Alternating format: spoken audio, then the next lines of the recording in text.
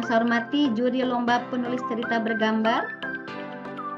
Kegiatan ini kita laksanakan tentunya dalam rangka memperingati hari ulang tahun Yayasan Pemala Bayangkari ke-44 tahun 2024. Ya, kegiatan ini kita mengikuti kegiatan yang diselenggarakan oleh pengurus pusat Yayasan Pemala Bayangkari, tentunya berjenjang sampai kepada pengurus Yayasan Pemala Bayangkari cabang se-Indonesia.